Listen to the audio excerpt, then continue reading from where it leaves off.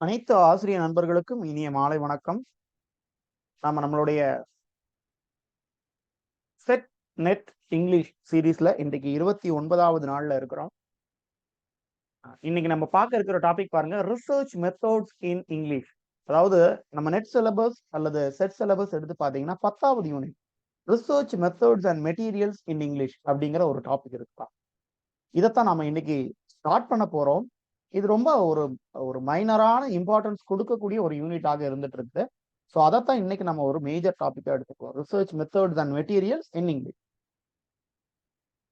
So இந்த research மெத்தட்ஸை பொறுத்த வரைக்கும் நிறைய மாணவர்கள் இல்ல ஆசிரியர் நண்பர்கள் வந்து என்ன பண்ணது இல்லைன்னா இதுக்கு இம்பார்ட்டன்ஸ் நம்ம கொடுக்கறது. ஆனா நீங்க பிஹெச்டி முடிச்சவங்களா இருந்தீங்கன்னா உங்களுக்கு இதனுடைய இம்பார்ட்டன்ஸ் நல்லாவே தெரியும்.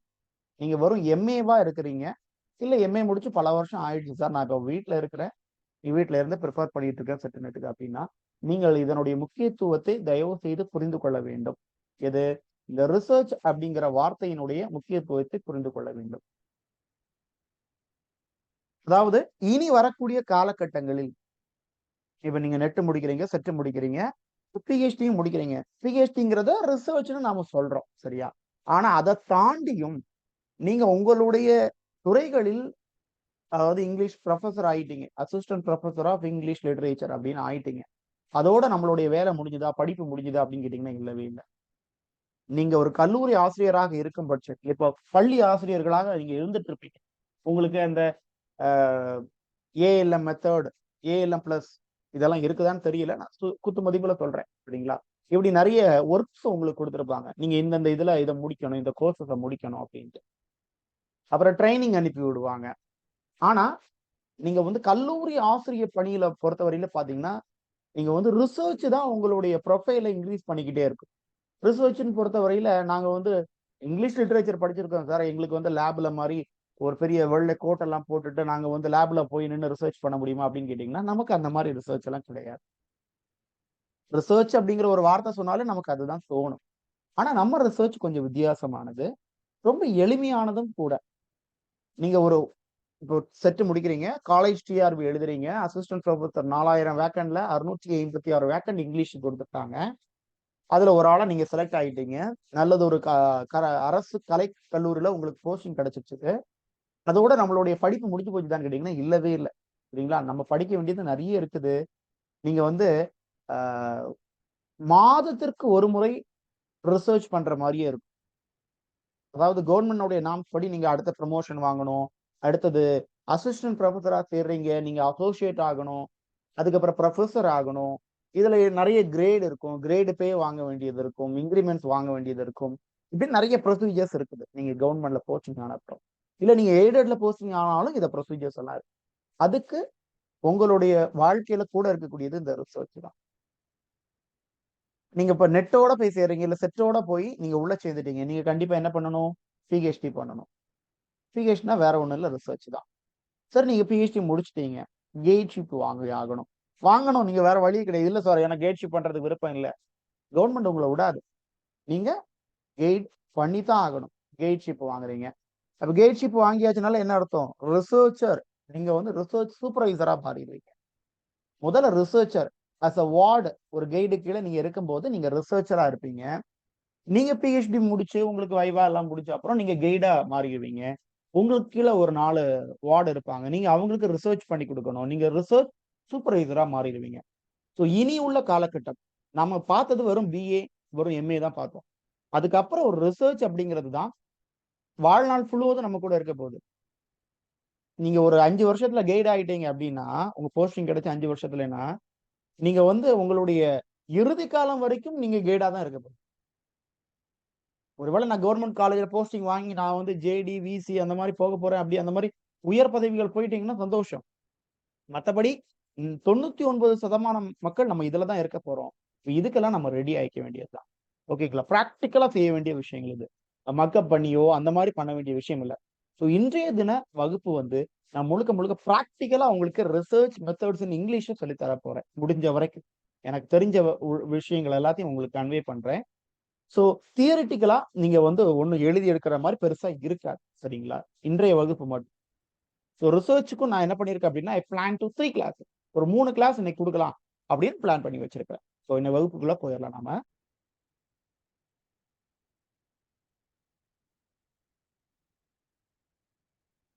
ரிசர்ச் பொறுத்த வரலையும் நம்ம ரிசர்ச் அப்படின்னு சொல்றது, ஆராய்ச்சி அப்படின்னு சொன்ன உடனே நமக்கு ஞாபகத்துக்கு வரக்கூடியது இந்த லேப் தான். சரிங்களா? சயின்டிபிக்கலா ரிசர்ச் பண்றது, இந்த கோட் எல்லாம் போட்டுக்கிறது, ஒரு டாக்டர் மாதிரி ஏதாவது பண்றது, பந்து வெளியே வந்து சயின்டிஸ்ட் எதை சொன்னாரு அதை சொன்னான்னு சொல்ற அந்த கான்செப்டே நம்ம இங்கிலீஷ்குள்ள கிடையாது. எல்லாரும் நம்ம எல்லாருமே எம்ஏ முடிச்சவங்க. அதனால இந்த அளவுக்கு நமக்கு பேசிக்கா தெரியாம இருக்க வாய்ப்பில்லை. ஸோ ஒரு திங் புரிஞ்சு வச்சுக்கோங்க, நமக்கும் இந்த சயின்டிபிக்கல் ரிசர்ச்சுக்கும் பெரிய அளவுல சம்பந்தங்கள் இல்லவே இல்லை. ஸோ நம்ம பண்ணக்கூடிய ரிசர்ச் வந்து இட்ஸ் பேஸ்ட் ஆன் லிட்ரேச்சர் அல்லது பேஸ்ட் ஆன் சொசைட்டி அப்படி வச்சுக்கோங்க. Okay, based on society. நம்ம ரிசர்ச் எல்லாம் based on books, based on language, மொழி மற்றும் இலக்கியங்கள் சார்ந்த ரிசர்ச் தான் நம்ம பண்ணுவோம்பா. ப்ராக்டிக்கலா புரிஞ்சுக்கோங்க. சயின்டிபிக்கல் எல்லாம் வந்து சிஎஸ்ஐஆர்ல பண்ணக்கூடியது. யூஜிசி காரங்களுக்கு அது கொஞ்சம் சம்பந்தம் கிடையாது.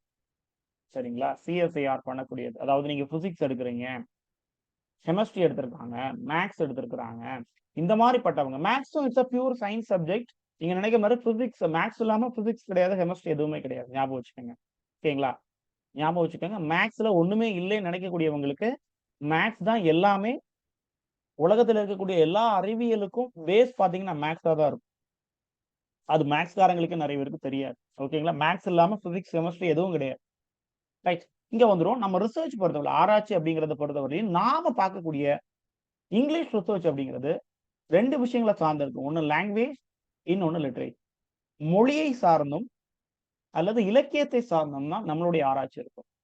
இப்போ இந்த அறிவியல் ஆராய்ச்சியாளர்கள் என்ன கண்டுபிடிப்பாங்க? புதுசா ஏதாவது ஒண்ணு, இல்ல இருக்கிறதுல இது எப்படி இருக்குது அப்படிங்கிறத கண்டுபிடிப்பாங்க. ஒரு கெமிக்கலை தூக்கி அங்க ஊத்துவாங்க, அந்த கெமிக்கலை தூக்கி இங்க தூக்குவாங்க. இது வரைக்கும் பண்ணாத ஒரு விஷயத்தை, அதாவது 100 இருக்கு, 100 கெமிக்கல் இருக்குது, 1வது கெமிக்கலையும் 100வது கெமிக்கலையும் போட்டு ஒருத்தனுடைய ரிசர்ச் இருக்கு.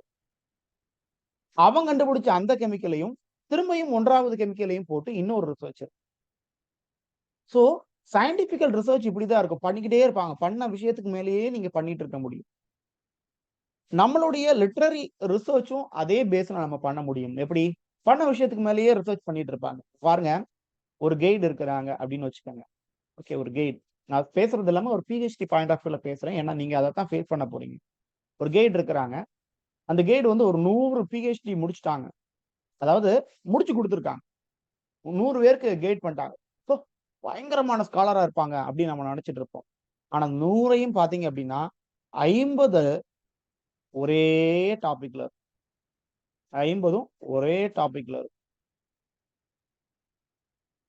எப்படி சார் அப்படின்னா, அவங்க அந்த டாபிக்ல ரொம்ப ஸ்ட்ரென்தனான ஒரு பர்சன், ஸ்காலரா இருப்பாங்க. இப்போ ஒரு ஃபெமினிசம் அப்படின்னு ஒரு கான்செப்ட் எடுத்துக்கோங்க. இந்த 100 பிஹெச்டி அவார்ட் ஆயிருக்குது பாத்தீங்களா? இந்த 100 பிஹெச்டில ஒரு 75 பிஹெச்டி இந்த ஃபெமினிசத்தை வச்சுதான் எழுதியிருப்பாங்க. அவங்க தண்ணி தரவா இருப்பாங்க அந்த இதுல. சரிங்களா? சோ பண்ணதுலயே நம்ம திரும்ப திரும்ப ரிசர்ச் பண்றோமா? அப்ப அறிவியல், அதாவது இந்த பிசிக்ஸ், கெமிஸ்ட்ரியை மட்டும் நம்ம திட்டிட்டு இருப்போம். என்னடா பண்றீங்க? பண்ண விஷயத்திலேயே திருப்பி திருப்பி ஆராய்ச்சி பண்ணிட்டு இருக்கீங்கன்னா, நம்மளும் அரைச்சமாவே தான் அரைச்சிட்டு இருக்கோம். ஆனா நமக்கு இந்த பேட்டர்ன் தான் வேற. என்னது? இன்னைக்கு ஃபெமினிசத்தை அமெரிக்கால இருக்கக்கூடிய ஒரு லிட்டரரி ஒர்க் எடுத்து பண்றோம். நாளைக்கு இந்தியால இருக்கக்கூடிய ஒரு லிட்டரரி ஒர்க் எடுத்து பண்றோம். அதுக்கு அடுத்த நாள் கனடால இருக்கக்கூடியது ஒன்று. ஸோ ஃபெமினிசம் தான். அதே மாதிரி இப்போ போஸ்ட் மாடர்னிசம்னு எடுத்துக்காங்க. போஸ்ட் மாடர்னிசம் இதுவும் உலகம் முழுக்கைக்கு நிறைய ஒர்க்ஸ்ல இருக்குது. ஸோ ஒரு கைடு இதுல ரொம்ப ஸ்ட்ராங்கான ஆளா இருந்ததுன்னா இதை வச்சே அவங்க 100 பிஹெச்டியும் முடிச்சிட முடியும். ஸோ இது ஒரு ப்ராக்டிக்கல் திங், ஞாபகம் வச்சுக்கோங்க. ஸோ நாம வந்து சயின்டிபிக்கல் ரிசர்ச் எல்லாம் கிடையாது நம்மளுடையது. லாங்குவேஜ்ல வேணா நீங்க சயின்டிபிக்கல் ரிசர்ச் பண்ணலாம், லிங்குஸ்டிக்ஸை வச்சு நீங்க பண்ணலாம். மற்றபடி நம்ம பண்றது சோசியாலஜிக்கல் ரிசர்ச். ஓகேங்களா? சமூகவியலா தொடர்பான ஒரு ஆராய்ச்சி உங்களுடையது. ஏன்னா நம்ம புக்ஸ், லிட்ரரி இந்த இதெல்லாமே சமூகத்தை வந்து ரிஃப்ளெக்ட் பண்ணக்கூடியதாக தான் இருக்குது. என்ன சொல்லுவோம்? Literature is a mirror of life. ஞாபகம் வச்சுக்கோங்க, literature is a mirror of life. இவ்வளவும் மிரர்ஸ் தான். இங்க இருக்கக்கூடிய அனைத்து புத்தகங்களும் மிரர். இந்தந்த மிரரை பார்த்து எப்படி இந்தந்த சொசைட்டிஸ் அமைஞ்சிருக்கிறது, எப்படி இந்த சொசைட்டிஸ்ல சஃபரிங்ஸ் வந்து மக்களால சஃபரிங் வந்து அவங்க அனுபவிக்கிறது, அதுல இருந்து அவங்க மீண்டு வர்றதுக்கு வாய்ப்புகள் என்ன இருக்குது அப்படிங்கிறது தெரியும். ஸோ நான் பொதுவா வந்து நம்ம மக்கள் வந்து நிறைய ஒர்க்ஸ் எல்லாம் படிச்சிருக்க மாட்டோம். இப்ப நான் என்ன பண்ணுவேன்னா, சின்ன ஒரு எக்ஸாம்பிள் பாருங்க. நாம தமிழ் சினிமா நிறைய பார்த்திருக்கோம். தமிழ் சினிமா நம்ம நிறைய பார்த்திருக்கிறோம் இல்லைங்களா? சில படங்களுடைய பெயர்கள் மட்டும் நான் குறிப்பிடுறேன். இத வச்சு நீங்க என்ன ரிசர்ச் பண்ணலாம்னு எனக்கு கமெண்ட்ஸ்ல குடுங்க. பரியேறும் பெருமாள். ஓகே. இது ஒரு நாவலா ட்ரீட் பண்ணிக்கோங்க. ஏன்னா நீங்க நிறைய எந்த அளவுக்கு நாவல் நீங்க படிச்சிருப்பீங்களா? இல்ல நான் படிச்சிருப்பேனான்னு எனக்கு தெரியல. சோ இது ஒரு நாவலா எடுத்துக்கோங்க. பரியேறும் பெருமாள் அப்படிங்கிற மூவி நம்ம எல்லாரும் பார்த்திருப்போம். அது ஒரு நாவலா எடுத்துக்கோங்க. இந்த நாவல்ல என்னென்ன தீம்ஸ்ல நாம வந்து ரிசர்ச் பண்ண முடியும். அடுத்தது கர்ணன். பாமாவின் கருக்கு. ஓகே. பா ரஞ்சித்தினுடைய காலா பாலி. இந்த படங்கள் எல்லாம் வந்து ஓரளவுக்கு நம்ம பார்த்திருப்போம்னு நினைக்கிறனால நீங்க எல்லாம் பார்த்திருப்பீங்க அப்படிங்கிற ஒரு நம்பிக்கையில நான் சொல்லிட்டு இருக்கேன்பா. பரியேறும் பெருமாள், கர்ணன், இது ரெண்டும் மாரி செல்வராஜனுடைய படங்கள் தான். கருக்கு வந்து நம்ம படிச்ச நாவல். ஓகே, பாமாவின் கருக்கு. அப்புறம் காலா கபாலி, இது ரெண்டும் பாரஞ்சித்தினுடைய படங்கள். சரிங்களா? இதுல எல்லாம் ரேசிசம் சார்ந்த ஒரு படம். காலா கபாலி ரேசிசம் சார்ந்த இனம் சார்ந்த பிரச்சனைகளை சொல்லக்கூடியது. பரியேறும் பெருமாள், கர்ணன் ரெண்டுமே காஸ்ட் அடிப்படையில் ரேஸ், அதுவும் ஒரு இனம் தானே. ரேசிசம் அப்படின்னா வேற ஒண்ணும் இல்ல. மதத்தின் பெயரால், இனத்தின் பெயரால், நிறத்தின் பெயரால், மொழியின் பெயரால் பிரச்சனை நடந்தது அப்படின்னா அது வந்து ரேசிசம், இன பிரச்சனை அப்படின்னு ஐடென்டிஃபை பண்ணப்படுது. இதெல்லாம் எந்தெந்த பிரச்சனைகள் இருக்குதா? இதை நீங்க எடுத்து ஒரு ரிட்டர்ன் ஃபார்முக்கு கொண்டு வர்றதுதான் ரிசர்ச். நம்ம பிராக்டிக்கல் ஃபார்ம் ஆஃப் ரிசர்ச் அதுதான். இதெல்லாம் என்னது படங்களா திங்க் பண்ணாதீங்க. ஒவ்வொரு நாவலா, ஒவ்வொரு டிராமாவா திங்க் பண்ணி வச்சுக்கிட்டு இந்த ஆதர் இந்த கதாபாத்திரத்தின் மூலமாக என்ன சொல்ல வர்றாருன்னு நீங்க சொன்னா அது ரிசர்ச். இப்ப பரியேறும் பெருமாள்ல கரெக்டா ரொம்ப அழகா அதெல்லாம் ரேசிசம், அதாவது ஒரு நாய்க்கு ஈக்குவலா அந்த மார்ஜினலைஸ்ட் பீப்புளை வந்து காமிச்சிட்டே இருப்பாங்க. அந்த ஒரு கவுண்டர் பார்ட்டிஸ் வந்து ஒரு நாய்க்கு ஈக்குவலா அந்த ஹீரோவை காமிச்சிட்டே இருப்பாங்க. கருப்பி அப்படின்னு ஒரு நாய் இருக்கும். அந்த நாய்க்கு ஈக்குவலா காமிச்சிட்டே வருவாங்க. ஜாதியல் பிரச்சனைகளை சொல்லக்கூடியது. ஆனா கடைசி அந்த டைரக்டர் என்ன பண்ணிருப்பாருன்னா 2 டம்ளர் வச்சிருப்பாரு. கடைசி அதனுடைய கிளைமேக்ஸ் முடிஞ்சுன்னா நீங்க யூடியூப்ல போட்டு பாருங்க. இதுல வந்து ஒரு டீ, ஒயிட் டீ இருக்கும். அதாவது மில்க் அப்படிங்கிற மாதிரி வச்சுக்கோங்க. இங்க வந்து பிளாக் டீ இருக்கும். பிளாக் டீ, அதாவது இது ஒரு உயர் ஜாதிய மென்ஷன் பண்ற மாதிரியும், இது ஒரு கீழ், அதாவது மார்ஜினலைஸ்ட் பீப்புள மென்ஷன் பண்ற மாதிரியும் வச்சு நடுவுல அழகா ஒரு பூ வச்சு விட்டுருப்பாங்க. அந்த கிளைமேக்ஸ் சீன் ரொம்ப பாருங்க. This is the research. ஓகேங்களா? சிம்பிளைசம், அதாவது சிம்பிள் அப்படிங்கிறது இருக்குது. இது ஒரு ஒயிட் டீ, ஒரு பால், ஒரு டம்ளர்ல டீ கடைக்கு முன்னாடி டம்ளர்ல என்ன வச்சிருக்காங்க, ஒயிட்ல ஒயிட் கலர் டீ இருக்குது. இங்க ஒரு பிளாக் கலர் டீ இருக்குது. இப்ப பிளாக் கலரை மார்ஜினலைஸ்டும், ஒயிட்டை வந்து ஹை சொசைட்டி பீப்புள்னு சொல்லி நடுவில் ஒரு பூ விழுற மாதிரி டைரக்டர் வச்சிருக்காங்க. ஸோ இது மூலமா நீங்க என்ன தெரிஞ்சுக்கிறீங்க? Equality, equality high society towards the low society என்ன இருக்குது? ஒரு லிங்க் கண்டிப்பா உலகத்துல இருக்குது. ஸோ உலகத்துல இவன் பிளாக்னும், இவன் ஒயிட்னும், இவன் ஒயிட்னால இவன் உயர்ந்த ஜாதினும், இவன் பிளாக்னால தாழ்ந்த ஜாதினும் எதுவும் கிடையாது அப்படின்னு உடைச்சு தள்ளிடுறாரு எல்லாத்தையும். Okay, fine. இத மாதிரி நிறைய மூவிஸ் வந்து லிட்டரரி பீப்புள் நீங்க பார்க்கலாம். இப்போ எக்ஸாம் எல்லாம் முடியட்டும், செட் எக்ஸாம் எல்லாம் முடிஞ்சதுன்னா ஒவ்வொரு மூவி நீங்க பார்க்கும்போதும் ஒரு ரிசர்ச்சர் பாயிண்ட் ஆஃப் வியூல இனி பாருங்க. ஏன்னா you are going to become a teacher இல்லைங்களா? அதுவும் அசிஸ்டன்ட் ப்ரொஃபசர். நீங்க வந்து கைட் பண்ண போறீங்க மற்ற பீப்புளை. எம்ஏ இப்போ நீங்க நிறைய பேர் என்னது காலேஜ் டீச்சர்ஸ் நம்மளுடைய கிளாஸஸ் பார்த்துட்டு இருக்கீங்க. ஸோ உங்களுடைய அனைத்து ப்ராஜெக்ட்ஸ்லயும் இந்த மாதிரி விஷயங்கள் இருக்குதான்னு செக் பண்ணிக்கோங்க. வெறும் 40 பேஜ் 50 பேஜ் அப்படியே மடக்கி வச்சு வரக்கூடிய எக்ஸாமினரை ஏமாத்துறதுக்காக வைக்காம ஒரு சாப்டராவது நம்ம உருப்படியா ப்ராக்டிக்கலா சோசியாலஜிக்கலா பண்ணுவோம். சரிங்களா? இந்த சோசியாலஜி அப்படிங்கிற சப்ஜெக்ட் வந்து பாத்தீங்கன்னா நம்மளோடது கிடையாது, அது ஹிஸ்டரிக்காரங்களுடையது.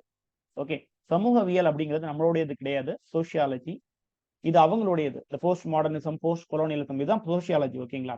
இதை நம்ம இப்ப இங்கிலீஷ் லிட்டரேச்சருக்குள்ள அடாப்ட் பண்ணி வச்சிருக்கிறோம். ரைட். அடுத்தது இப்போ தியரி ப்ராஜெக்ட் இதெல்லாம் பத்தி பேசிக்கிட்டோம். அடுத்தது நீங்க பண்ண வேண்டிய வேலை என்ன அப்படின்னா, உருப்படியா நம்ம ரிசர்ச் மெத்தட்ஸ் இன் இங்கிலீஷை பத்தி கத்துக்கணும் அப்படின்னா இதை வாங்கி படிச்சிடலாம். MLA handbook 9th edition. Okay, modern language association handbook 9th edition. சரிங்களா? இது வந்து காமனா இங்கிலீஷ் லிட்டரேச்சர்ல எல்லா யூனிவர்சிட்டிஸும் இந்தியா முழுக்க உலகம் முழுக்கைக்கும் இந்த மெத்தடாலஜியை ஃபாலோ பண்ணி தான் ரிசர்ச் அப்படிங்கிறது பண்ணப்படுது. ரிசர்ச் வந்து நீங்க வந்து பிஜி லெவல்ல எம்ஏ லெவல்ல பண்ணக்கூடிய ரிசர்ச்சா இருந்தாலும் சரி, இல்ல சில யூனிவர்சிட்டியில எம்ஃபில் இருக்குது, எம்ஃபில் பண்ணக்கூடிய ப்ராஜெக்டா இருந்தாலும் சரி, பிஹெச்டில பண்ணக்கூடிய ப்ராஜெக்டா இருந்தாலும் சரி, எல்லாத்துக்கும் எந்த மெத்தடாலஜியை ஃபாலோ பண்ணணும்னு கேட்டீங்கன்னா எம்எல்ஏ ஹேண்ட்புக் 9th எடிஷன். இதுல தான் இன்டெக்ஸ்ட் சைட்டேஷன் எப்படி கொடுக்கணும், ஒர்க் சைட்டேஷன் எப்படி கொடுக்கணும், ஒரு ஆதருடைய பேரை எப்படி போடணும். இப்போ ஒரு பேர் இருக்குது, it my name Shiva Ganesh, சரிங்களா? இப்படின்னு இருக்குதுன்னு வச்சுக்கோங்களேன். இது அப்படியே எழுதிட முடியுமா அப்படின்னு கேட்டீங்கன்னா நோ. நம்ம மெத்தடாலஜிக்குன்னு ஒரு சிஸ்டம் இருக்குது. நம்ம ரிசர்ச்ல நம்ம இப்படி எழுதக்கூடாது. எப்படி எழுதலாம்? ஒர்க் சைட்டேஷன்ல you can reverse the name. இந்த கணேஷ் அப்படிங்கிறத முதல்ல கொண்டு வரணும். ஒரு கம்மா கொடுத்து ரெண்டாவது, அதாவது முத பேரை ரெண்டாவது கொண்டு பேர் Ganesh comma Shiva full stop அப்படி எழுதிக்கணும். சரிங்களா? ஆதருடைய பேர் சிவ கணேஷ் அப்படின்னு இருந்ததுன்னா கணேஷை முன்னாடி கொண்டு வந்து சிவாவை அந்த பக்கம் கொண்டு போயிடணும். சரிங்களா? இப்படிதான் எழுதி ஆகணும் நீங்க. இது எம்எல்ஏ ஹேண்ட்புக்ல தான் கொடுக்கப்பட்டிருக்கும். ரைட்? எந்த எடிஷன் படிங்க? 9th edition. ஒருவேளை சார் நான் ஒரு 2-3 வருஷத்துக்கு முன்னாடி முடிச்சவன், என்கிட்ட 8th எடிஷன் தான் இருக்குது அப்படின்னா நீங்க தாராளமா 8th எடிஷனை கூட படிக்கலாம். ஏன்னா 9th எடிஷனுக்கும் 8th வித்தியாசம் பாத்தீங்கன்னா, இந்த ஒரு மார்வேஷத்துக்கு ஒரு மறு வச்சுட்டு வருவாங்க இல்லையா, அந்த அளவுக்கு தான் வித்தியாசம். பெரிய அளவுல ஒன்றும் வித்தியாசம் கிடையாது. அதனால நீங்க 8th எடிஷன் இருக்குதுன்னா தாராளமா நம்பி படிங்க. ஒன்ஸ் 10th இன்னும் ஒன்னு ஒரு வருஷத்துல வந்துரும் 10th எடிஷன். அது வந்துடுச்சுன்னா இந்த 8th தூக்கி தூர போட்டுருங்க, 10th வாங்கிருங்க. ஓகேங்களா? ஃபைன். ஸோ நீங்க நல்ல மார்க் ரிசர்ச் மெத்தடாலஜில எடுக்கணும் அப்படின்னா, ரிசர்ச் மெத்தட்ஸ் அண்ட் மெட்டீரியல்ஸ் இன் இங்கிலீஷ்ல எடுக்கணும்னா இது மட்டும்தான் ஒரே வழி. இந்த ஒரு புக்கை மட்டும் முடிச்சிருங்க. அதாவது இது எதுல இருந்து தொடங்கும்னா, ப்ராஜெக்ட்டுக்கு என்ன பைண்டிங் பண்ணும், என்ன ஃபாண்ட் சைஸ் இருக்கணும், இதெல்லாம் ஒண்ணு சொல்றேன். பைண்டிங் வந்து சூப்பர்வைசருடைய கையில உள்ளது. சரிங்களா? இதுலயே அப்படிதான் சொல்லியிருக்காங்க. உங்க சூப்பர்வைசர் என்ன மாதிரி பைண்டிங் பண்ண சொல்றாங்களோ இந்த பைண்டிங் பண்ணிக்கங்க. ஃபாண்ட் சைஸ் வந்து 12 இருக்கணும். என்ன ஃபாண்ட் டைப் யூஸ் பண்ணலாம் அப்படின்னா times new Roman. Okay, times new Roman நீங்க யூஸ் பண்ணிக்கலாம். அதாவது ப்ரிஃபரபிளி டைம்ஸ் நியூ ரோமன் அப்படின்னு சொல்லியிருக்காங்க. மற்றபடி நல்லா தெரியக்கூடிய தெளிவாக இருக்கக்கூடிய எல்லா ஃபாண்டையுமே நீங்க யூஸ் பண்ணிக்கலாம் எம்எல்ஏ மெத்தடாலஜி படி. மார்ஜின் எவ்வளவு சார் விடணும்? இப்போ ஒரு பேப்பர் இருக்குது, இதுல எந்த அளவுக்கு நம்ம டைப் பண்றது அப்படின்னா மார்ஜின் பொறுத்த வரைக்கும் 1 இன்ச் 4 சைடுக்கும் எவ்வளவு விடுங்க, 1 இன்ச்சஸ் வச்சு விடணும். இதுதான் ரூல். ஓகே. பேஜ் நம்பர் எங்க சார் போடணும் அப்படின்னு கேட்டீங்கன்னா எல்லாமே இந்த புக்குக்குள்ள இருக்கும். ரைட் சைடு டாப்ல போடணும். நீங்க இந்த இடத்துல தான் போட்டாகணும் பேஜ் நம்பர். சரி, இதை தள்ளி எத்தனை லைன் ஒரு பக்கத்துல இருக்கணும்? பிளேஜரிசம் பார்த்து எழுதலாமா? அப்போ ரிசர்ச் எத்திக்ஸ் அப்படிங்கிற ஏரியால என்ன வரும்? பிளேஜரிசம்னா என்ன, அதெல்லாமே இதுக்குள்ள இருக்கும்பா. சரிங்களா? ஒர்க் சைட்டேஷன்னா என்ன? ஒர்க் சைட்டேஷன் இது ரொம்ப முக்கியம். நிறைய நெட்ல இது கேட்டிருக்காங்க. செட்டுக்கு இது முதன்முறை இப்பதான் அறிமுகம். ஏன்னா இந்த எம்எல்ஏ, அதாவது research methods and materials in English அப்படிங்கிற ஒரு யூனிட் நெட்ல அறிமுகப்படுத்தப்பட்டது 2018ல தான். நமக்கு செட்டு கடைசியா நடந்தது 2017ல தான். சரிங்களா? அதனால இது வரைக்கும் செட்ல ரிசர்ச் பத்தி கேள்வியே இல்லை. உங்களுக்கு இருக்கக்கூடிய ஒரே சோர்ஸ் நெட்டினுடைய ஓல்டு கொஸ்டின்ஸ், அதை எடுத்து பாருங்க. சரிங்களா? ஸோ ஒர்க் சைட்டேஷன்னா என்ன? நாம வந்து எழுதிக்கிட்டே இருக்கிறோம். ரிசர்ச்ல வந்து ஆகா ஓஹோன்னு எழுதிக்கிட்டே இருக்க, இந்தியாங்கிறது பெரிய வளமான நாடு அப்படி இப்படின்னு சொல்லிட்டு இருக்கும்போது ஒரு ஆள் சொன்ன விஷயத்த சொல்றோம். அமெரிக்கா நாட்டை சார்ந்த ஒருத்தர் வந்து இந்தியாவை பத்தி இப்படி புகழ்ந்து பேசியிருக்காரு இந்த புத்தகத்துல அப்படின்னு எழுதுனா நம்ம ஒர்க் சைட்டேஷன்ல அதை சொல்லணும். நான் இந்த செகண்டரி சோர்ஸை எங்க இருந்து எடுத்துக்கிட்டேன், இங்க இருந்து இப்படியே போகுது பாத்தீங்களா, அக்கார்டிங் டு ஹிம் அப்படின்னு இங்க வரைக்கும் போகுது. நான் கடைசி பக்கத்துல 100 பக்கம் இருக்குதுன்னா 101வது பக்கத்துல நான் என்ன சொல்லணும், இது எங்க இருந்து எடுத்துக்கிட்டேன் அப்படிங்கிற முழுமையான இன்ஃபர்மேஷனை ஒர்க் சைட்டேஷன்ல சொல்லணும். இதுல சின்ன ஒரு இன்ஃபர்மேஷன் கொடுக்கணும். இதுக்கு பேரு in text citation. Once again I repeat it. In text citation. சரிங்களா? கடைசி 100 பக்கம் முடிச்சுட்டேன். 101வது பக்கத்துல நான் என்ன கொடுக்குறேன்? Work citation. இத பத்தின டீடைல் இன்ஃபர்மேஷன். அவருடைய பேரு, ஒர்க்னுடைய டைட்டில், பப்ளிஷருடைய பேரு, வால்யூம், எடிஷன் நம்பர், அப்புறம் பப்ளிகேஷன் டேட்ஸ். இதே நான் ஆன்லைன்ல எடுத்திருந்தேன்னா அதுக்கான லிங்க் எல்லாமே நான் கொடுக்குறேன். இதுதான் ஒர்க் சைட்டேஷன். இதெல்லாம் நம்ம வரக்கூடிய வகுப்புகள்ல பார்க்கலாம். இந்த மாதிரி விஷயங்கள் எல்லாம் உங்களுக்கு நல்லா தெளிவா படிக்கணும்னா இந்த புத்தகம் வாங்கி வச்சுக்கோங்க. Okay, fine. இன்னொரு ஒரு ரிலேட்டட் ஸ்டடி, இந்த research methods and material in English, அதுக்கு பாத்தீங்கன்னா பேப்பர் 1 நீங்க ப்ரிப்பேர் பண்றதா இருந்ததுன்னா அதுல 2வது யூனிட் பாருங்க, ரிசர்ச் ஆப்டிடியூட். இத கண்டிப்பா ப்ரிப்பேர் பண்ணிருங்க. நீங்க பேப்பர் 1ல இந்த ரிசர்ச் ஆப்டிடியூடுக்கு கொஞ்சம் கூட இம்பார்ட்டன்ஸ் கொடுத்து நீங்க ப்ரிப்பேர் பண்ணீங்கன்னா இதுல இருக்கக்கூடிய பாதி விஷயங்கள் முடிஞ்சு போகும். பாருங்க, ரிசர்ச் மெத்தட்ஸ் வந்து காமனா இருக்கக்கூடிய விஷயங்களும் உங்களுக்கு தெரிஞ்சிருக்கணும் பேப்பர் 2 பொறுத்த வரைக்கும். இப்போ அதை என்ன பண்ணலாம்? பேப்பர் 1ல பண்ணக்கூடிய ரிசர்ச் ஆப்டிடியூட்லயே பாதி விஷயம் அதுல கவர் ஆயிடும். அப்புறம் இங்கிலீஷ்க்கான ஸ்பெஷல் மெத்தட்ஸ் மட்டும் நீங்க என்ன பண்ணா போதும், இந்த எம்எல்ஏ ஹேண்ட் புக்கை பத்தி படிச்சு எடுத்துக்கிட்டீங்கன்னா போதுமானது. ஒரு கேள்வி பாருங்க, 2023ல யூஜி நெட்ல கேட்டது. Use of broader principles of research underscored by philosophical rationals is termed. நம்ம நிறைய விஷயங்களை மாத்தி மாத்தி மாத்தி சொல்லிட்டு இருக்கோம் ரிசர்ச் சம்பந்தமா. இது எல்லாத்தையும் சேர்த்து நம்ம என்ன பெயரால குறிப்பிடலாம்? Research method, tools, techniques, methodology. நம்ம புக் பேரே என்னது? ரிசர்ச் மெத்தடாலஜி தான். உங்களுக்கு பேப்பர் சிலபஸ்ல பிரிஸ்கிரைப் பண்ணியிருக்கிறது என்னதான் பண்ணியிருப்பாங்க? ரிசர்ச் மெத்தடாலஜின்னு தான் சொல்லியிருப்பாங்க. ரிசர்ச் மெத்தட்ஸும் சொல்லியிருக்க மாட்டாங்க. Okay, fine. ஸோ இன்னைக்கு கிளாஸ்ல பாருங்க, ஏற்கனவே சொன்ன மாதிரி தான் ப்ராக்டிக்கலா தான் பார்க்குறோம். எதையுமே நீங்க எழுதி எடுக்க வேண்டிய தேவை இல்லை. இன்னைக்கு டெஃபினிஷன் ஆஃப் ரிசர்ச் நிறைய பிளென்டி ஆஃப் டெஃபினிஷன்ஸ் இருக்குது. இருக்கிறதுல முக்கியமான டெஃபினிஷன்ஸ் மட்டும் இப்போ. It's an organized and systematic way of finding answers to questions. கேள்விகளுக்கு பதிலை கண்டுபிடிக்கணும். உங்க அப்பா பேர் என்ன? டக்குனு பதில் வந்துருச்சு. ஆனா ஒரு சிஸ்டமேட்டிக் வேயை நம்ம வந்து ஃபாலோ பண்ணணும். வெத்தலை இருக்குது, பாக்கு இருக்குது, சுண்ணாம்பு இருக்கு. எல்லாம் தனித்தனியா இருக்கும்போது ஒவ்வொரு கலர்ல இருக்கு. கேள்வி கேட்கிறோம், ஏன் சார் இது அவ்வளவு சேர்ந்த உடனே சிவப்பாயிடுது? அப்ப நம்ம ஒரு ஆர்கனைஸ்டு வே, ஒரு சிஸ்டமேட்டிக் வே வழியா போய் இதுல என்ன நிறமி இருக்குது, அதுல என்ன நிறமி இருக்குது அப்படின்னு பார்க்கணும் முதல்ல தனித்தனியா. அதுக்கப்புறம் என்ன பண்றோம்? ரெண்டும் மிக்ஸ் ஆகும்போது அதுல ஏதோ ஒரு வேதியியல் வினை நடக்குது. அதன் மூலமாக என்ன ஆகுது? அது சிவப்பான கலருக்கு மாற்றப்படுது. இப்படி ஒரு கேள்விக்கான பதில ஒரு பதிலுக்கான ஒரு கேள்வி, ஒரு கேள்விக்கான பதில், அதான் கரெக்ட். ஓகேங்களா? ஒரு கேள்விக்கான பதில ஒரு நல்ல திட்டமிட்ட தரமான முறையில தேடி கண்டுபிடிக்கிறது தான் என்னது? ரிசர்ச். இந்த புத்தகம் ஒரு நாவல் எடுத்துக்கிறோம். இந்த நாவல்ல என்ன தீம் இருக்குது? ஒய் திஸ் கேரக்டர் இந்த மாதிரி ஒரு ஆக்டிவிட்டியில ஈடுபடுறாரு அப்படின்னு ஒரு கேள்வியை கேட்டுக்கிட்டு அப்படியே முன்னாடி இருந்து சொசைட்டியினுடைய பேக்ரவுண்ட் ஆராயிரும். இந்த சொசைட்டி முழுக்க முழுக்க ஆணாதிக்கம் பிடிச்ச சொசைட்டி, பெண்களை வந்து ஒரு ப்ராடக்டா ட்ரீட் பண்ணக்கூடிய சொசைட்டி அப்படின்னு ஆராய்ச்சி பண்ணு கடைசியா அந்த கொஸ்டினுக்கான ஆன்சரை கண்டுபிடிக்கணும். இதனாலதான் இந்த பிள்ளை வந்து சஃபர் ஆயிருக்குது அப்படின்ட்டு. அடுத்தது பாருங்க, ரிசர்ச் இஸ் சிஸ்டமேட்டிக்.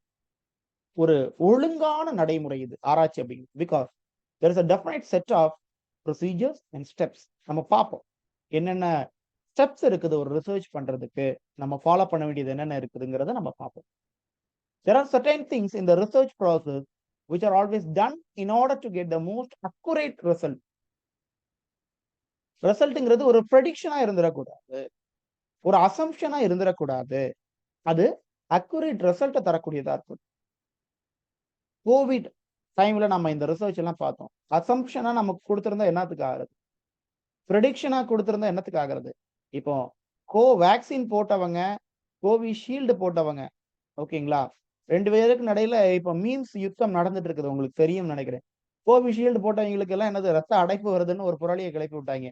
அது புரளியா உண்மையா அப்படிங்கிறது இல்ல. ஒன்னும் பிரச்சனை இல்லை. நம்ம மக்கள் எல்லாம் நல்லா ஹெல்த்தியா தான் இருந்துட்டு இருக்கிறீங்க. ஹெல்த்தியா இருப்பீங்க. நிறைய எக்ஸசைஸ் பண்ணுங்க. நல்ல டயட் ஃபாலோ பண்ணுங்க, எந்த பிரச்சனையும் நமக்கு கிடையாது. சரிங்களா? ஸோ அதான் அக்யூரேட் ரிசல்ட்டோட குடுக்குறது தான் ரிசர்ச். ஒரு அசம்ப்ஷனா தந்தா அது ரிசர்ச் கிடையாது. It is an organised research is an organised. Again பாருங்க ஒரே வார்த்தை தான். Systematic, organised in that there is a structure or method. Again ஒரே இதுதான். பாருங்க அதுக்குன்னு ஒரு ப்ராசஸ் இருக்குது, ஸ்டெப்ஸ் இருக்குது. It's a planned procedure. அதாவது திட்டமிட்ட ஒன்று. Not a spontaneous. திடீர்னு பண்றது இல்ல ரிசர்ச். அப்படியே தன்னால வரக்கூடியது ரிசர்ச் இல்ல. அதுக்கு பேர் கவிதை. வேர்ட்ஸ்வொர்த் சொல்லியிருக்காங்கல்ல, என்ன சொன்னாரு? poetry is a spontaneous overflow. இது வந்து அப்படியெல்லாம் இல்ல. கவிதை மாதிரியானது ரிசர்ச் இல்ல. நம்ம திட்டமிட்டு ஒரு கட்டுக்குள்ள இருக்கக்கூடிய ஒரு சிச்சுவேஷன் நடக்கக்கூடியது. It is focused and limited to a specific scope. ஒரு குறிப்பிட்ட விஷயத்தை நோக்கி ஓடக்கூடியது. பாருங்க இந்த டெஃபினிஷன்லயே ரொம்ப முக்கியமான டெஃபினிஷன் பாருங்க. Finding answers is the end of all research. ஒரு கேள்வி கேட்கிறோம், அதுக்கான பதில் கிடைக்கிறது, அதுதான் ரிசர்ச்சினுடைய எண்டா இருக்கு. இல்ல இப்படி இருக்கலாம் அப்படி இருக்கலாம்னு சொல்லிட்டு போறது ரிசர்ச் கிடையாது. Whether it is answer to a hypothesis. நம்ம இங்க இருந்து தொடங்கி இப்போ இதெல்லாம் பார்த்துட்டு இருக்கிறதெல்லாம் பாத்தீங்கன்னா ஒரு தியரியா வாசகமா எழுதி வச்ச மாதிரி இருக்கு. ஆனா இந்த வார்த்தை மட்டும் உங்களுக்கு கொஸ்டின் பாயிண்ட் ஆஃப் வியூல முக்கியம். ஞாபகம் வச்சுக்கோங்க. இதுல நிறைய கேள்வி இது வரைக்கும் கேட்டிருக்காங்க ஹைபோதேசிஸ் பொறுத்த வரைக்கும். ஹைபோதேசிஸ்னா நத்திங் பா. ஹைபோதேசிஸ்னா ஒரு ப்ரெடிக்ஷன், ஒரு அசம்ப்ஷன் அப்படின்னு அர்த்தம். அதாவது இப்படி எல்லாம் நடக்கலாம் அப்படின்னு நம்ம ப்ரெடிக்ட் பண்றது, யூகிக்கிறது. இதுதான் ஹைபோதேசிஸ். இதை எப்போ நம்ம ரெடி பண்ணணும் அப்படின்னா ரிசர்ச்சினுடைய தொடக்க காலகட்டத்தில் தொடங்கணும். அதாவது நான் இந்த ஒர்க்ல இந்த ப்ராஜெக்ட்ல இதெல்லாம் நான் அச்சீவ் பண்ணுவேன்னு நான் நினைக்கிறேன், இதெல்லாம் இருக்கும்னு நான் நினைக்கிறேன், இந்த விஷயங்கள் இருக்கும்னு நான் நினைக்கிறேன் அப்படின்னு. இதைத்தான் நம்ம சம்மேஷன், அதாவது ஒரு ப்ராஜெக்ட் அப்படிங்கிறத பொறுத்த வரைக்கும் நமக்கு ஒரு ஆர்டினரி ப்ராஜெக்ட்ல ஃபர்ஸ்ட் சாப்டர் இன்ட்ரோடக்ஷனா இருக்கும். ரெண்டாவது சாப்டர் ஒரு கோர் சாப்டர் மெயினான தீம், அடுத்தது மூணாவது கோர் சாப்டர், நாலாவது கோர் சாப்டர், அஞ்சாவது சம்மேஷன் இருக்கும். இதுதான் நம்ம ஃபார்மலா பண்ணிட்டு வர்றது. சிலவங்க இந்த கோர் சாப்டரை ஒரே சாப்டராகவும் போடுவாங்க, சிலவங்க 2 சாப்டரா போடக்கூடியவங்க அப்படியெல்லாம் இருக்கிறாங்க. ஒரு ட்ரெடிஷனல் ஒரு முன்னாடி இருந்தே ஃபாலோ பண்ணிட்டு இருக்கக்கூடிய மெத்தட்னா இன்ட்ரோடக்ஷன், ஒரு 3 கோர் சாப்டர், ஒரு சம்மேஷன். ஓகேங்களா? சிலர் வந்து 2 தான் போடுவாங்க. அதுல இந்த இன்ட்ரோடக்ஷனல் நம்ம என்ன சொல்லுவோம், இந்த ஹைபோதேசிஸ் சொல்லுவோம், இந்த விஷயங்கள் எல்லாம் நான் இருக்குன்னு நினைக்கிறேன். சம்மேஷன்ல போய் சொல்லுவோம், இந்த ஹைபோதேசிஸ் ப்ரூவ் ஆயிருக்கு, இது ப்ரூவ் ஆகுது. இதுதான் சம்மேஷன். ஹைபோதேசிஸ்னுடைய இம்பார்ட்டன்ஸ் இங்க தான் வேலை பண்ணும். ஸோ ஹைபோதேசிஸ்னா என்னங்கிறது கேட்டா ஒரு டெஃபினிஷன் ஞாபகம் வச்சுக்கோங்க. It is an prediction or assumption before beginning the research. Research பத்தி நம்ம புக்கை பத்தி நல்லா படிக்கல, புக்கை ஒழுங்கா படிக்கல, இந்த கான்செப்ட்ல என்ன இருக்குன்னு நமக்கு தெரியாது. ஆனா அதுக்கு முன்னாடி நமக்கு ஒரு சில அபிப்பிராயங்கள் இருக்கும் பாத்தீங்களா, அதுதான் ஹைபோதேசிஸ். இதெல்லாம் இதுல இருக்கும்னு நான் நினைக்கிறேன், அது ஹைபோதேசிஸ். Okay fine. பாருங்க, or even a simple question, answer to a simple question. Research is successful எப்போ? when we find answer. எப்போ நம்ம கேட்ட கேள்விக்கான பதில் நமக்கு கிடைக்குதோ அப்ப ரிசர்ச் முடிஞ்சு போகுது. sometimes the answer is no.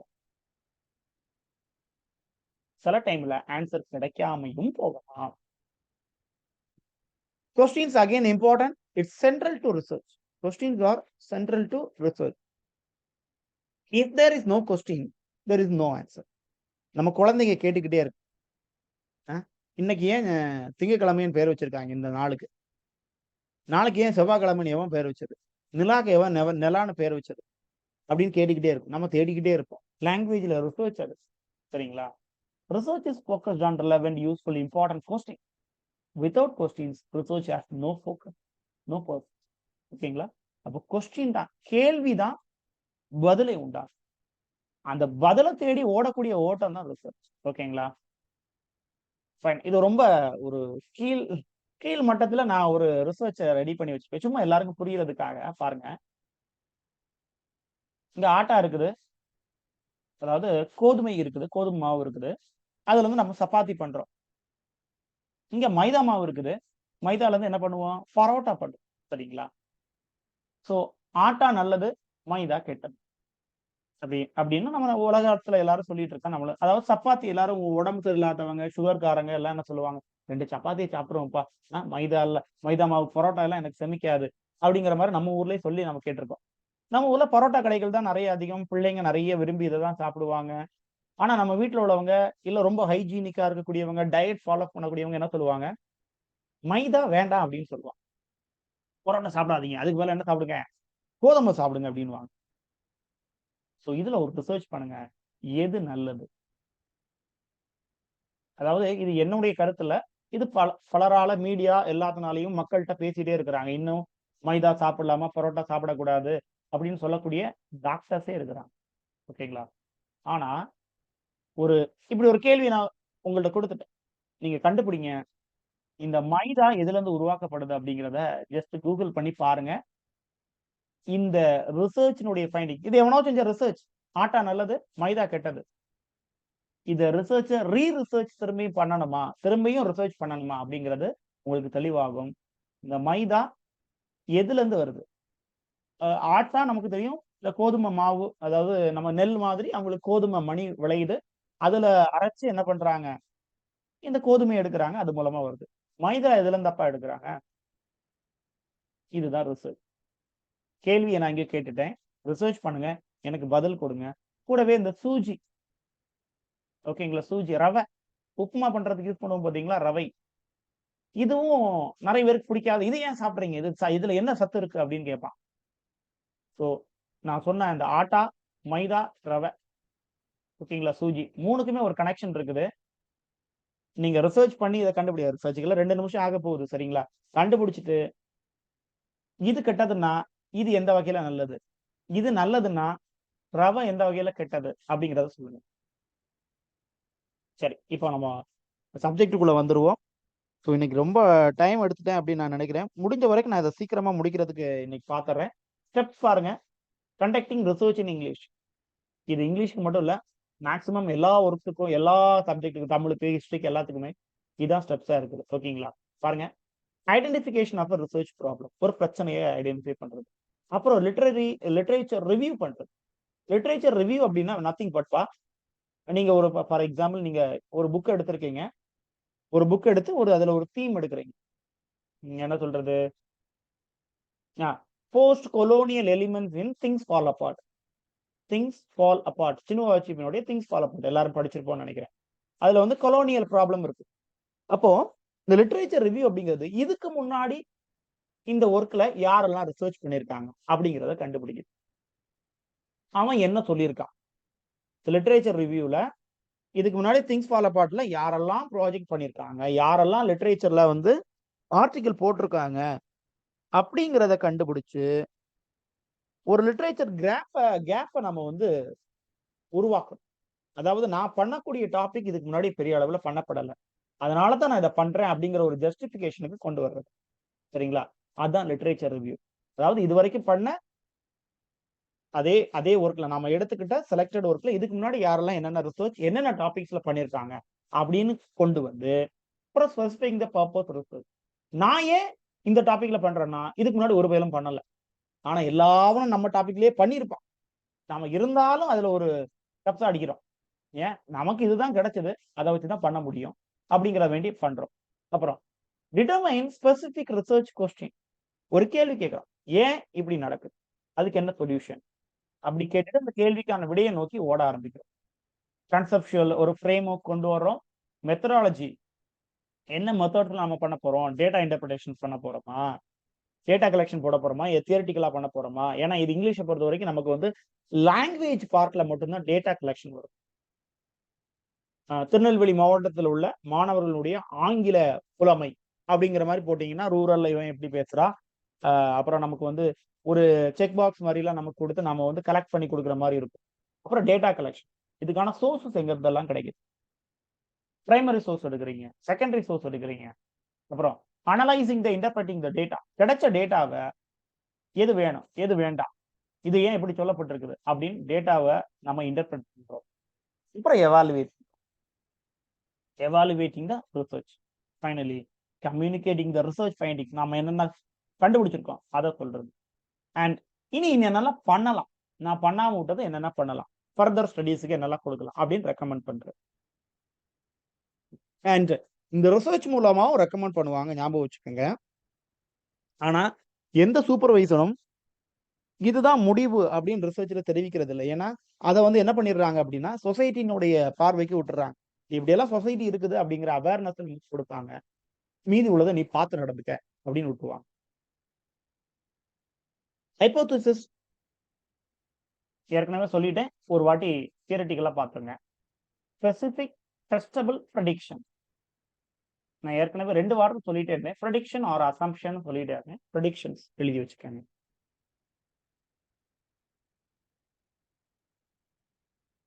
It is an experiment to define the relationship between two variables.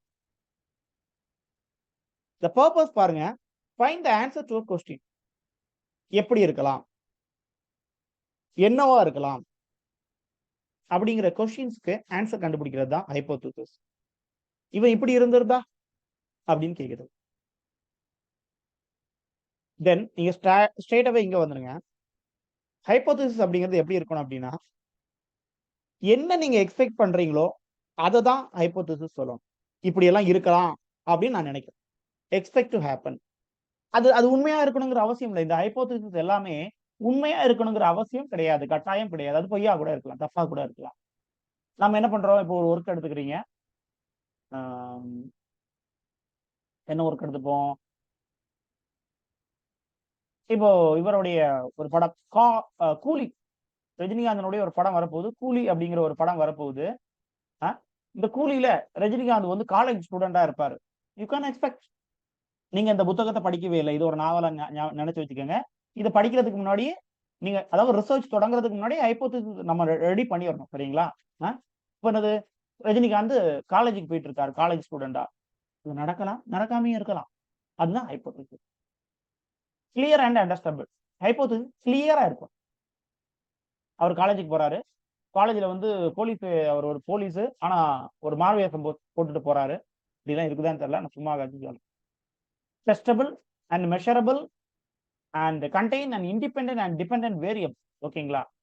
ஒரு கட்டுப்படுத்தப்பட்ட ஒரு சூழலிலும் கட்டுப்படுத்தப்படாத ஒரு விஷயத்திலையும் அது வந்து கம்பேரபிளா வித்தியாசப்பட்டு இருக்கணும். எது? ஹைப்போதசிஸ். சும்மா சொல்ற மாதிரி இருக்கணும், விஷயம் இருக்கிற மாதிரியும் இருக்கும். சரிங்களா?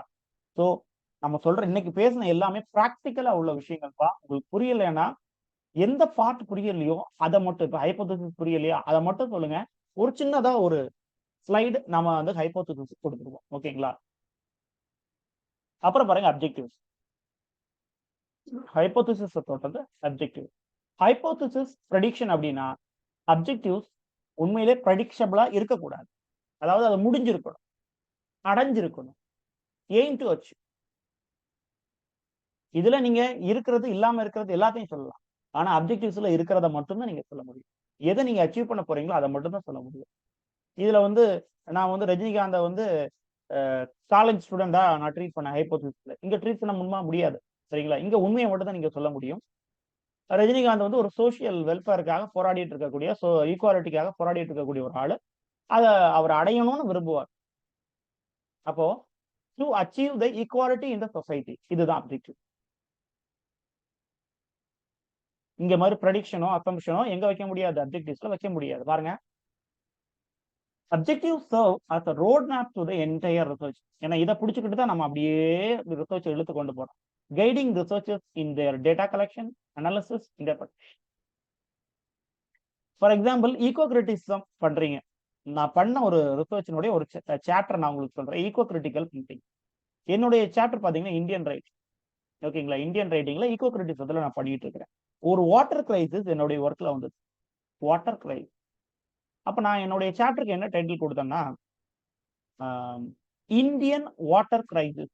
ஒரு சின்ன ஒரு ஆர்டிகல் நான் ரெடி பண்றதுக்காக இந்த டைட்டில் கொடுக்குறேன், இந்தியன் வாட்டர் கிரைசிஸ் அப்படின்னு கொடுத்துக்கிட்டு, என்னுடைய பிரைமரி சோர்ஸ்ல பாத்தீங்கன்னா எப்படி இருந்ததுன்னா, ஒரு கம்பெனிக்காரங்க வந்து இந்தியாவில் இருக்கக்கூடிய தண்ணி எல்லாம் உறிஞ்சு எடுக்கிறாங்க.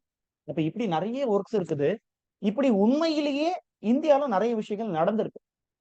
ஓகேங்களா? அப்ப நான் சோர்சஸ் தேடுறேன். நான் ஏன் பட்டேன், to bring out the water issue in India அப்படிங்கிறத நான் அப்ஜெக்டிவ்ஸ்ல வச்சுட்டேன். அப்ப நான் திரும்ப சோர்சஸ் தேடி ஓடுறேன், நெட்ல போட்டு பாக்குறேன், லைப்ரரிலாம் போய் பாக்குறேன். What are the important water issues in India. With corporates அப்படின்னு நான் போட்டு பார்த்தேன். பார்த்ததுல கேரளால ஒரு கம்பெனி பிளாச்சி மடா அப்படிங்கிற ஒரு இடம். ஜஸ்ட் கூகுள் பண்ணி பாருங்க. பிளாச்சி மடா அப்படிங்கிற ஒரு இடம். நமக்கு விஜயினுடைய ஒரு படம் தெரியும், கத்தின்னு ஒரு படம். அதுல ஒரு பயங்கரமான ஒரு டைலாக் எல்லாம் போட்டு அவங்க ஒரு தண்ணி குழாய்க்குள்ள எல்லாம் போய் இருந்துகிட்டு வெளியே வந்து பயங்கரமா பேட்டி எல்லாம் கொடுப்பாங்க இல்லைங்களா? கொடுத்துட்டு அவரே என்ன பண்ணுவாரு, கோக்குளம்பரத்துலயும் நடிச்சிருப்பாரு. ஓகே ஃபைன், அது வேற விஷயம். ஆனா இங்க இந்த பிளாச்சிமேடா கம்பெனி, கேரளால இருக்கக்கூடிய பிளாச்சிமேடா உண்மையிலேயே அந்த கதை. கோக் கம்பெனி இங்க இருந்தது, கேரளா பிளாச்சிமேடால இருந்து. கேரளா வந்து ரொம்ப தெய்வ ஊர் அப்படின்னு சொல்லுவாங்க, தெய்வத்தினுடைய இடம் அப்படின்னு சொல்லுவாங்க,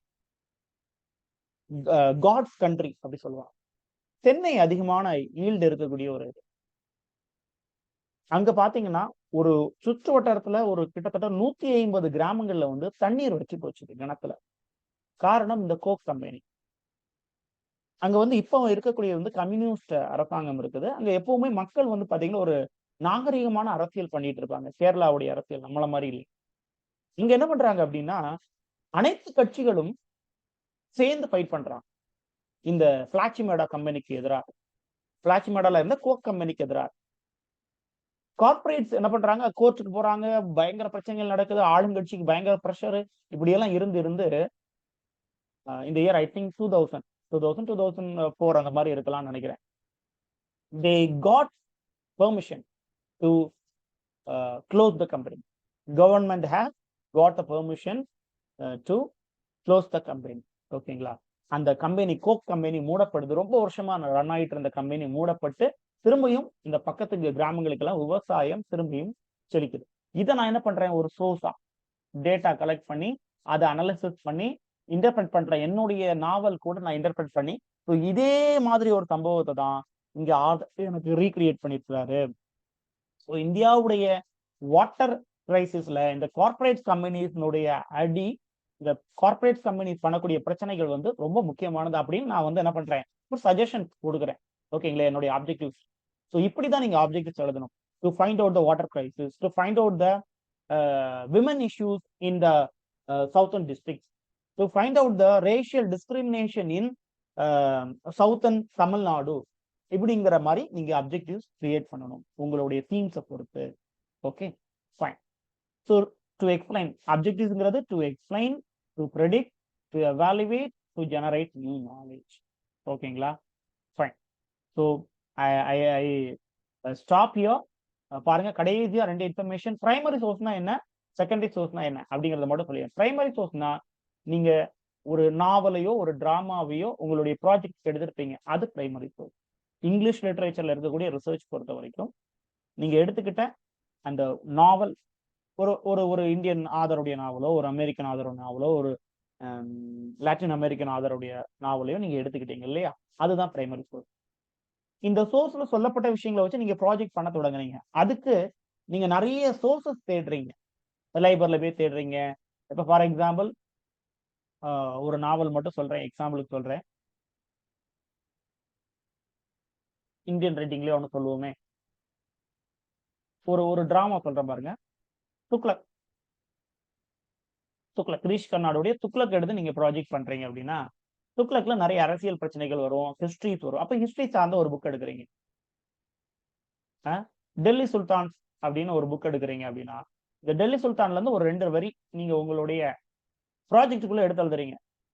கிரீஷ் கர்னாட் துக்ளக்னு ஒண்ணு எழுதியிருக்கிறாரு. ஆனா இந்த துக்ளக் அப்படிங்கிறது உண்மையிலேயே முகமது பின் துக்ளக் அப்படின்னு யார் சொல்லியிருக்கா, இந்த ஹிஸ்டரி புக்ல சொல்லியிருக்காங்க. இவங்க இந்த ஆண்டுல இருந்து இந்த ஆண்டு வரைக்கும் இதை ஆண்டாங்க அப்படின்னு ஒரு 4 லைன் எழுதிட்டீங்க. இந்த புத்தகத்துல சொல்லியிருக்காங்க.